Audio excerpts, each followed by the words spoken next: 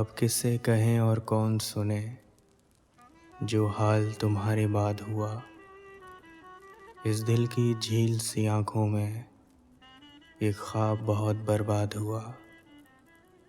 यह हिजर हवा भी दुश्मन है इस नाम के सारे रंगों की।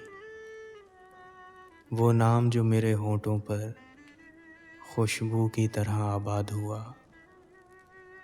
उस शहर में कितने चेहरे थे, कुछ याद नहीं सब भूल गए। एक शख्स किताबों जैसा था, वो शख्स ज़ुबानी याद हुआ। वो अपने गांव की गलियां थीं, दिल जिनमें नाचता गाता था। अब इससे फ़र्क नहीं पड़ता, नाशाद हुआ या शाद हुआ। बेनाम सदाइश रहती थी उन गहरी सांवली आँखों में।